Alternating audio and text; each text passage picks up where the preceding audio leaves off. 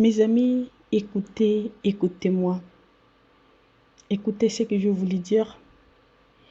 Vous savez, dans ce monde, dans la vie, ici-bas, il y a un temps pour toutes choses. Il y a un temps pour vivre, il y a un temps pour aller de l'autre côté.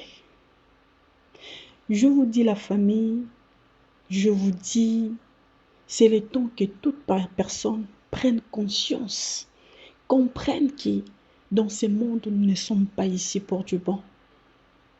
Personne restera éternel. La famille, c'est triste, je vous salue. Je vous dis bonjour, bonsoir, bon après-midi. Bienvenue chez Sarah Info TV. Alors, je profite de vous dire merci beaucoup à vous, nos précieux abonnés de Sarah Info TV. Alors, vous, nos nouveaux abonnés, nos nouvelles abonnées, merci de vous avoir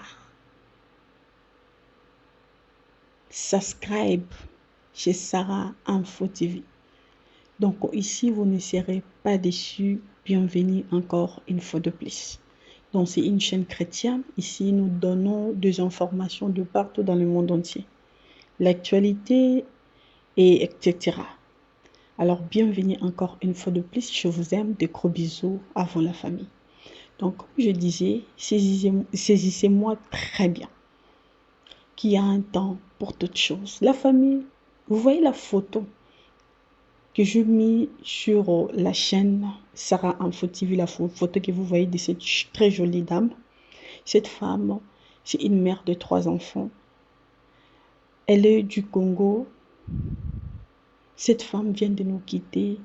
Elle a souffert pendant longtemps, pendant plusieurs années. Elle était malade et elle avait un problème du cancer et elle avait aussi un accident. Alors Dieu en a décidé autrement et aujourd'hui elle n'est plus. Elle est partie. La famille, je vais vous mettre quelques vidéos, 1 ou 2 vidéos de cette femme. Vous allez comprendre quelque chose. C'est une femme mariée. C'est une femme mariée. Donc comme je vous ai dit, c'est une dame qui a beaucoup souffert dans sa vie. Elle a beaucoup souffert. Son nom c'est Ornella. Et la maladie a commencé comment? Selon ce qu'elle a témoigné, parce qu'elle faisait beaucoup de ces vidéos juste pour garder comme souvenir que le jour où elle va se rétablir, donc ces vidéos sera comme des témoignages de ce que Dieu a fait pour elle. Alors cette dame avait décidé d'aller en vacances dans son pays.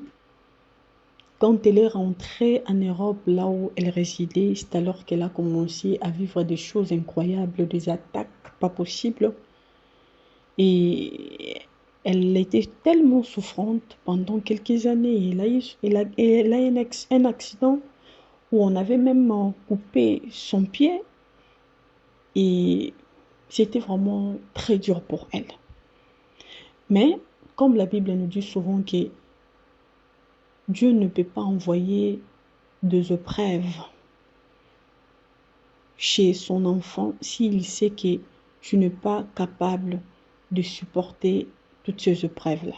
Donc il sait pourquoi il met des épreuves. Celui-ci peut-être, il est en train de passer des moments difficiles, où une autre personne, s'il voit, lui il peut dire que non, moi je ne serai pas comme ça. Mais Dieu a mis cela chez sa sœur ou son frère, et il sait bien que les épreuves dont il a mis dans sa vie là, il va surmonter cela. Donc c'est comme ça. Et notre sœur a beaucoup souffert dans sa vie. Une mère de 3 enfants a beaucoup haï des attaques. Et on sait bien, nous les Africains, comment des choses aussi fonctionnent chez nous au pays. Et si tu t'es marié avec quelqu'un, peut-être un Wahiti là, et puis vous voyez un peu les raisonnements des autres personnes sont un peu différents. parce qu'ils ne savent pas la réalité, ils ne savent pas toutes ces choses. Bon, et ils voient des choses d'une autre manière. Là, on ne peut pas les condamner aussi. C'est leur façon de voir des choses. Mais la réalité est autre, est autrement. Et il y a aussi de la jalousie dans le cœur des humains, la méchanceté, donc le mauvais cœur, beaucoup de choses bizarres qui circulent dans la vie de gens. Alors les gens cherchent toujours à faire les autres du mal. Pourquoi? Parce que tu es bien. Pourquoi? Parce que tu vis bien. Peut-être quelqu'un te voit toujours très gentille, souriante. Hein, tu vis très bien.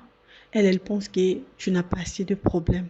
Or que si tu peux la relater ou bien montrer à la personne là de problèmes que tu passes, peut-être elle ne saura pas. Bon, vu que Dieu a créé aussi chacun de nous différemment, et il y a les autres personnes, ils passent même des moments difficiles, c'est difficile pour eux de partager avec les autres. Ils préfèrent peut-être d'être toujours dans la présence de Dieu et de louer, même s'ils te voient comme ça, tu ne sauras pas seulement si elle te dit. Donc elle accumule de choses, mais quand elle est là devant vous, elle est souriante, elle est bien là et c'est difficile. Mais il y a les autres, si ils passent seulement des moments difficiles, donc il doit alerter tout le monde. Tout le monde doit connaître qu'il souffre. Tout le monde, donc, c'est comme ça. Nous sommes différents dans la vie. Alors, cette dame était une femme forte, Ornella. Était une femme qui a passé beaucoup d'épreuves dans ce monde. Elle a beaucoup souffert. Elle avait des problèmes de poumons. Tout ça, les cancers, a vraiment dérangé son corps pendant longtemps. Et elle avait de la foi qu'un jour, Dieu va lui guérir.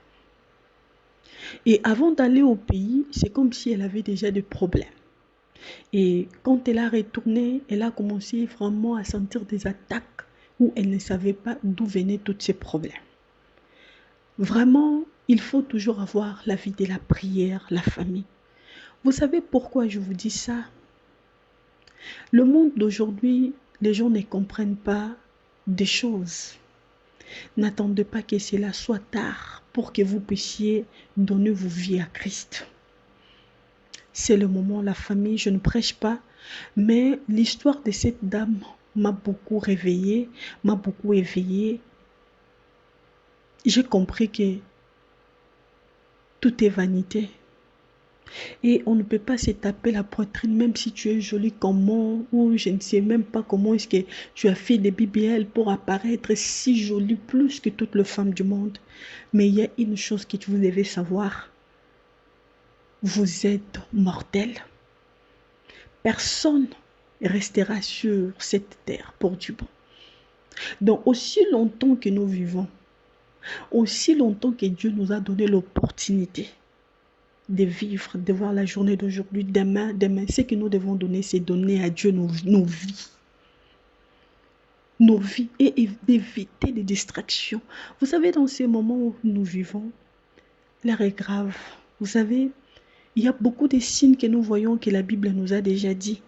Il n'y a rien de nouveau qu'on peut dire. Et ça, la Bible nous a déjà tout dit. Ce qui nous reste, c'est seulement l'enlèvement. Maintenant, on doit se poser des questions chaque jour de notre vie.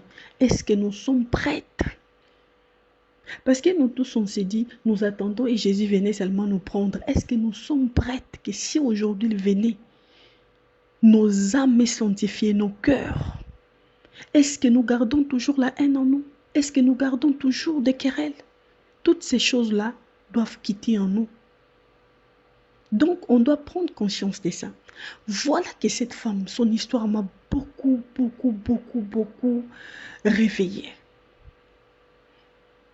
Son histoire m'a beaucoup... Donc, je commençais à réfléchir et j'ai compris beaucoup de choses. Je suis une personne qui regarde du côté positif et côté négatif. Je suis une personne, avant de parler de quelque chose, je prends toujours mon temps de bien analyser et de bien comprendre. Vous savez, Dieu est mystérieux. Dieu a certaines choses qu'il fait que nous pouvons seulement voir dans l'œil humain comme ça que c'est normal, mais il fait des choses là pour un but. Voilà que cette femme Ornella avait eu un accident. Et la femme, selon son histoire, Elle s'est vue déjà partir traverser. Elle s'est vue déjà qu'elle ne peut plus de ce monde. Mais voilà que l'endroit où elle était, elle s'est retrouvée dans le lit des tourments. Donc où les gens qui n'ont pas cru, où les gens qui ont préféré de servir le monde au lieu de servir Dieu. Les gens de païens, je peux dire en bon terme. Donc il s'est retrouvé dans ces lieux-là.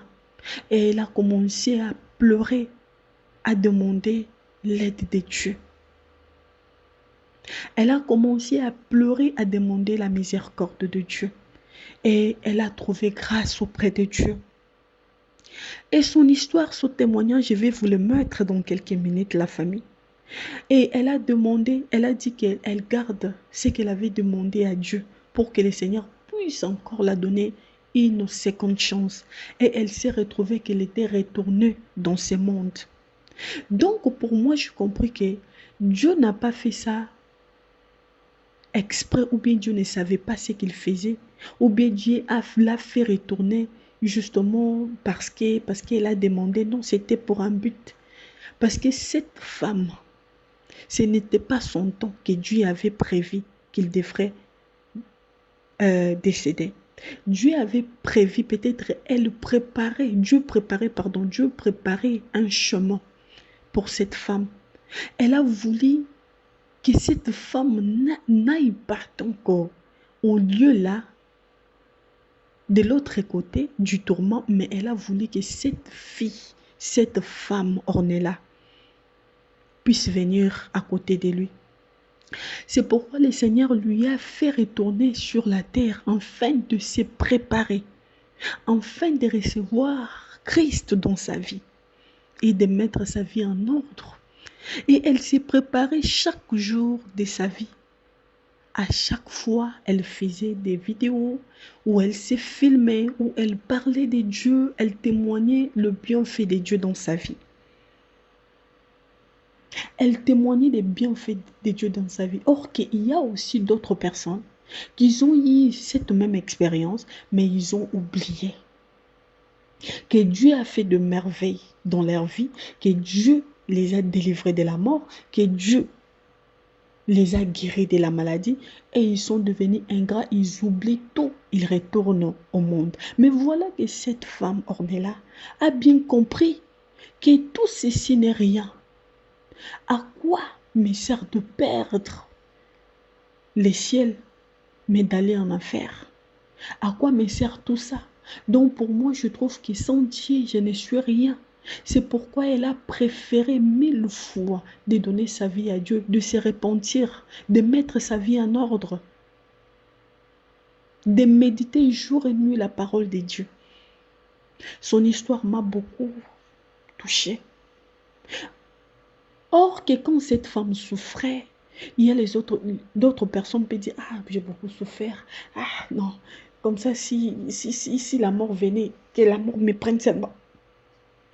Mais cette femme a gardé la foi jusqu'au dernier jour. Quand elle est sentie qu'elle a commencé, donc, elle n'était plus dans sa peau, elle commençait déjà à dire à son mari.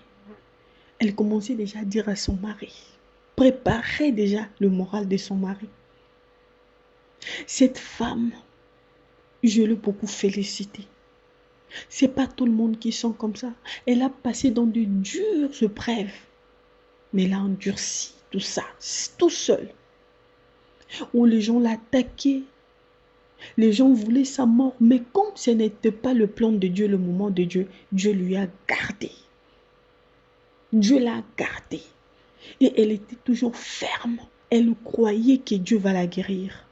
Mais or que Dieu l'avait envoyé, renvoyé, juste pour s'y préparer. Maintenant, si elle était négligente, elle dit, comme ça, comme j'ai demandé à Dieu, Dieu m'a fait retourner au monde, alors laisse-moi me plonger seulement au monde là. Et c'est fini pour moi. Non, elle a compris une chose. C'est comme une révélation qu'elle avait eue. Qu'elle n'est pas ici pour du bon, mais elle est là pour se préparer. Parce que si ce n'était pas Dieu, cette femme ne serait pas en vie depuis longtemps. Mais voilà qu'elle est décédée le 22 novembre.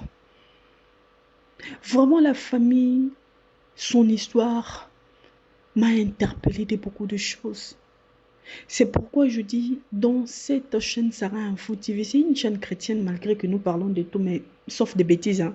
Alors voilà, nous parlons de tout, mais sauf des bêtises. Ici, le bêtise ne passe pas. Mais j'aimerais réveiller les gens qui dorment. Peut-être de votre côté, la mort ne viendra pas sous forme de l'accident, sous forme de la maladie. Peut-être ça sera comme ça. Tu parles comme ça et tu coupes. Et tu rentres à la maison. Peut-être d'autres au volant. Peut-être alors d'autres au lit. Au lit. Peut-être d'autres en mangeant. Donc la mort ne vient pas seulement par la maladie ou par l'accident. Non, non. C'est pourquoi j'aimerais vous éveiller, vous, nos précieux et précieux abonnés. Il n'y a plus le temps, la famille, nous devons nous réveiller. Cherchons Dieu de tout notre cœur. Nous pouvons tout faire dans ce monde. Nous pouvons tout faire. On peut se réjouir. On peut déambuler, faire de va-et-vient. Tout ce qui est bon, tout ce que notre chair nous pousse à faire, on peut le faire.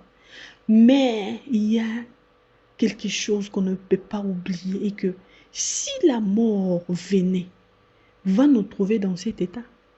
Vous savez, je me souviens à l'époque, je vais vous laisser la vidéo, c'est pas que j'ai oublié. Hein. Voilà, je vais vous laisser la vidéo là, des témoignages de cette femme, vous allez l'écouter. Je me souviens à l'époque, quand j'étais petite, j'étais à l'école primaire et cette histoire, je n'ai jamais oublié. Il y avait une fille là, on parlait bien avec elle, c'était mon collègue. Et cette fille-là, j'ai oublié son nom parce que ça fait beaucoup d'années. Et cette fille-là avait un peu une villa bizarre. Vous savez, elle avait une villa d'aller dans deux bars, prendre un peu de l'alcool avec ses amis, tout ça, tout ça. Mais ça s'est fait maintenant que quand nous avons donc clôturé l'année, et c'était au mois de décembre, pour que chaque personne aille maintenant fêter le bonne année, comme vers l'époque où là, il y avait un peu beaucoup de l'ambiance là-bas au pays. Donc, les filles, souvent, si c'est le jour de bonne année, là, ils vont sortir, même faire 3 jours à la maison pour ne plus retourner. Alors, ça dépendait aussi de l'éducation de là où la fille venait. Bon, ses parents ne s'occupaient pas, et vu qu'ils savent que leur fille est là-bas avec ses amis. Alors, la famille ne cherchait pas donc à savoir d'où leur fille est dormie, tout ça, tout ça. C'est comme ça que la fille a mené un peu sa vie. Alors, ça s'est fait que la fille est partie les jours de bonne année. C'était un jour avant le jour de bonne année. Elle est partie dans un bar avec ses amis. Ce qui s'est passé, on ne sait pas. Et la nouvelle est venue, la fille n'était plus en vie. Elle était morte. La famille, la fille n'était même pas malade. Rien du tout. Et quand nous sommes retournés après les vacances, nous sommes retournés à l'école, c'est alors que je ne la voyais plus. Quand j'ai regardé, je posais des questions. Elle est où? C'est alors qu'on m'apprend. Non, elle était décédée le 31 décembre. Je me suis dit, oh, c'est vrai. On avait dit, ah bon, elle était partie dans le bar là avec ses amis, tout ça. J'avais eu très mal au cœur. C'est comme ça que cette amie-là était morte. Donc, c'est comme ça. Alors, pour vous faire comprendre seulement que la façon dont même nous venons dans ce monde, il y a des gens qui viennent par césarienne, il y a des gens qui viennent, que leur maman, pardon, en bon terme, je peux dire que leur mère les a mis au monde par césarienne et les autres qui sont venus dans la voie normale. Maintenant, quand nous mourrons aussi, chacun de nos dieux sait comment est-ce qu'il a préparé. Celui-ci mourra par ça, celui-ci mourra par ça. Donc, il y a plus le temps de se réjouir avec tout ce que nous voyons dans ce monde, mais c'est le temps pour nous de nous préparer la famille. Donnons nos vies à Christ. Je ne sais pas pourquoi je parle comme ça. Je ne suis pas une pasteur, hein. Je ne suis pas une pasteur. Je ne suis pas, je suis seulement une croyante. Je suis une chrétienne comme vous et moi. Mais je ne sais pas. Donc, il y a quelque chose qui faisait, qui piquait en moi, qui me parlait toujours, que je puisse un peu veiller éveiller la pensée des gens. Beaucoup de gens dorment. Beaucoup de gens pensent que cette vie ici continuera toujours comme ça, du jour au lendemain. Non. Il y a un jour où tout va s'arrêter. Vous ne regardez pas du côté de l'Amérique. Vous ne regardez pas la pression du côté des récits. Cela ne vous dit absolument rien. Mais il y a un temps pour toute chose. Vous savez, il y avait une documentaire là que j'avais regardé. J'ai vu le président français qui est ici, Macron. Et Macron donnait déjà l'avertissement. Vous savez qu'est-ce qu'il disait? Il dit, la marque de la bête est là. Elle est déjà là. Parce que je ne sais pas où est-ce que je mets la vidéo, sinon pas j'allais le mettre. Et peut-être les autres qui sans doute auront su que non, ce que je vous dis est vrai. Macron déjà le disait, la marque de la bête de près. Et elle est déjà là. Vous savez, dans d'autres pays, pour acheter même, tu dois avoir quelques signes là dans tes mains, tout ça, tout ça. C'est parce que, bon, je dis ça parce que j'ai toujours eu l'habitude de regarder les infos, tout ça. Mais les gens qui n'ont pas eu l'habitude de regarder les infos là, c'est difficile pour vous de comprendre certaines choses que je dis. Mais les gens qui ont l'habitude de regarder beaucoup de news dans les infos là, sauront ce que je dis. Et ce que je vous dis est vrai. Donc, justement, ça, la famille, c'est ce que je voulais un peu partager avec vous.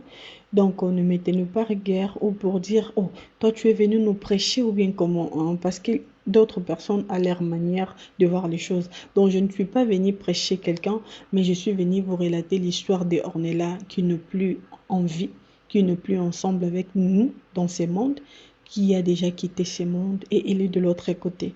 Dans son histoire-là, donc, doit aussi nous interpeller, doit aussi réveiller nos esprits. Parce que je sais qu'en ce moment, il y a d'autres personnes qui dorment, il y a d'autres personnes. Donc, quand je dis qu'ils dorment, il y a d'autres personnes qui dorment en esprit. Donc, ils doivent se réveiller en esprit pour comprendre ce que je suis en train de dire. Il y a les autres qui dorment en esprit, donc, et ne sont pas réveillés. Et tout, c'est normal. Mais tout, ce n'est pas normal dans ces moments où nous vivons. L'air est grave. L'air est grave. Repentez-nous, repentez-nous et donnons nos vies à Jésus. Très simple. Merci à vous la famille. Si je ne vous ai pas salué au début de cette émission-là, je profite encore de vous dire merci beaucoup. Bonjour, bonsoir, bon après-midi à vous la famille. Donc ça dépend de l'heure dans laquelle vous allez nous suivre. Bienvenue encore une fois de plus dans notre chaîne Sarah Info TV. Là, moi, je vous laisse la vidéo que vous allez suivre. Vraiment, que Dieu vous bénisse. Des gros coucou à vous, la famille, je vous aime. Des chrétiens et des chrétiennes, à vous, coucou. Merci beaucoup. Bye. Au nom de Jésus, j'ai été délivrée. Je ne sais pas du tout ce que j'ai bu au pays, sachant que je faisais très attention. Je ne sais pas par où j'ai posé mon pied, par où. Vraiment, moi je me rends compte ici, le combat que je mène là, franchement les filles, c'est pas juste un combat, c'est pas une maladie normale, non. Non. C'est pas une maladie normale. C'est le diable. C'est le diable.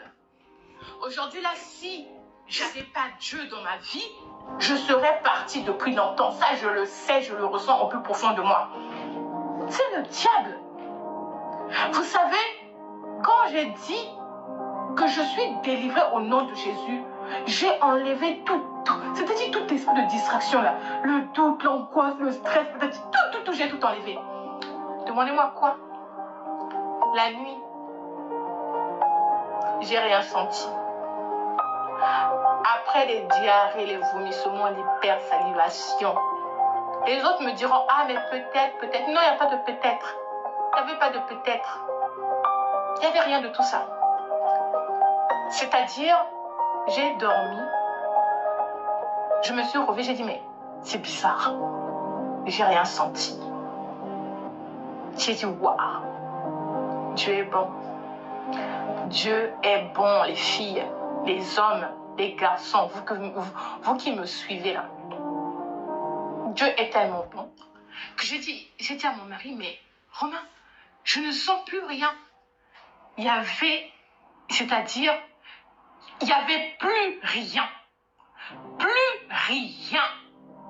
Je ne ressentais plus les cafards, les serpents dans ma cage thoracique. Vous savez, moi, j'ai des problèmes de santé qui se situent au niveau de mes poumons. Ils se situent là. Vous voyez là? Toute cette partie-là. Il y a eu ma jambe qui est partie là. Ma jambe est partie. Le cancer de sarcome a pris la jambe. Les métastases ont grimpé jusqu'à mes poumons. J'ai fait 3 opérations chirurgicales au niveau de mes poumons. 3 opérations. J'ai fait des chimios. J'ai fait de la radiothérapie. Là où je vous parle, là en ce moment, je suis toujours dans le combat. Mais il y a une seule chose c'est-à-dire que je mets en avant. C'est que Dieu m'aime. C'est que Dieu m'aime, mais d'un amour inconditionnel. Parce que tout ce qui m'est arrivé là, je pense que certains ne me croiront pas. Certains seront là, non, les filles. Tout ce que je vous dis là, c'est vrai. Ce que j'ai vécu, je pense que si j'écris un livre, je ne sais même pas si les gens me croiront. Mais j'ai pas besoin que vous me croyiez aussi, de toute façon. J'ai pas besoin que vous me croyiez. J'ai pas besoin de ça. Moi-même, je sais ce que j'ai vécu. Un petit message pour ceux qui rentrent au pays. Je vous jure, le pays, c'est bien. C'est vraiment bien. Mais moi, quand je suis arrivée au pays, j'ai vu une nappe au niveau du pays. Une nappe qui était complètement... En fait, c'était trop sombre. Trop sombre. Au début, je croyais que c'était l'orage, c'était la pluie, c'était ceci. Les filles, j'ai senti que... faut beaucoup prier. Ceux qui sont au Congo, enfin même ici, il y a des sorciers partout. Mais je vous dis, je vous raconte que ce que moi j'ai vécu. C'est ce que je vous rappelle tout le temps. Je vous raconte que ce que moi j'ai vécu. Quand je suis arrivée au Congo dans l'avion, j'ai vu cette nappe-là. Il y avait une enveloppe de noirceur sur le Congo, sur Brazzaville. Et j'étais choquée de voir ça. J'étais choquée. J'ai dit, ouh, Seigneur! Jesus! Ça c'est quoi? Ça c'est quoi? Je sais pas ce que les gens touchent. Je sais pas où les gens mettent leurs pieds. Je ne sais pas du tout. Mais ce qu'il y a au Congo, quand vous n'êtes pas dans la prière, quand vous n'avez pas Jésus dans votre vie, facilement vous y laissez la vie. Facilement vous laissez votre vie. On a vu des cas, on a vu des gens, ils sont partis au Congo pour la première fois. Ils ne sont jamais revenus. Jamais. Donc quand vous partez là, armez-vous de ça. De ça là. Armez-vous de ça. Moi, je voulais vous partager ça. C'est juste une petite partie de mon témoignage. Mais j'aimerais que ça sensibilise plus d'un. Plus d'un. Et aussi, que ça sensibilise aussi ceux qui ont l'esprit fanatique là. Vous êtes fanatiques des pasteurs, des prophètes, des nanani, des nananas. Car faudrait arrêter ça. Faudrait arrêter ça. Ils ne sont pas Dieu. Au nom de Jésus, j'ai été délivrée. Oh non. Samor Aya Ornella, merci pour ce témoignage. Je prends des médicaments pour ça. Quand ça commence, tu as l'impression que le t-shirt va partir. Ça part comme ça. Donc j'étais en tachycardie. Donc dans tout cet instant-là, j'ai pensé à mes enfants. J'ai pensé à mon mari. J'ai pensé à ma famille. J'ai pensé à mes amis. J'ai dit, Seigneur, si ça c'est l'enfer, si ça c'est l'enfer, mais je ne m'aurais pas restée là. Les filles, c'était les ténèbres. C'était pas l'enfer, c'était les ténèbres. Et les personnes qui étaient là, on les voyait même pas. C'était des personnes, on sentait juste leurs mains sur moi. C'est-à-dire, on sentait juste les mains. En fait, elles voulaient tout voler sur toi. C'est comme si elles voulaient voler ta chair, ton esprit, ton âme, ton bras. Elles voulaient tout voler. Et il y a un moment, il y a le passage du pasteur à Tens qui dit, ben, la deuxième chose que vous voulez demander à Jésus, qu'est-ce que vous voulez demander à Jésus? Les filles, moi je ne vous dis pas ce que j'ai demandé à mon Dieu, parce que je trouve que ça reste peut-être personnel, parce que voilà, on n'a pas tous les mêmes envies, les mêmes demandes, les mêmes désirs. Donc là, je demande la deuxième chose. J'ai demandé la deuxième chose à Jésus, et il y a un moment, il y a une main qui est venue de nulle part, toujours, de nulle part, les filles, qui a juste fait ça, paf, mais avec une légèreté incroyable, paf, paf, paf, et la personne m'a recueillie comme ça, dans ses bras. Les filles, c'était pas un rêve. J'étais debout comme ça, là, comme je vous vois, comme ça, là, comme ça, là. Mais j'étais comme ça. La personne m'a recueillie, la personne m'a prise dans ses mains. La personne m'a posée dans le lit. Comme je vous ai dit, j'étais tombée du lit. C'est-à-dire, la personne m'a poussée du lit, du côté de mon mari qui était vide, et ensuite la personne m'a poussée de mon côté qui était vide. Et la personne est venue, m'a posée sur le lit, m'a mise la couverture, et il y avait la louange qui s'était arrêtée. C'est-à-dire, je n'entendais plus rien, il y avait un silence total. Et moi, dans ma tête, à ce moment-là, j'ai cru que j'étais morte. J'étais là, je disais, ah, Romain qui rentre du pays, qui va arriver, qui va découvrir. Encore ici en France, tu peux rester 2 jours, 3 jours, aucun voisin va venir toquer chez toi pour savoir si tout va bien. Qui va venir découvrir une femme inerte dans le lit, morte.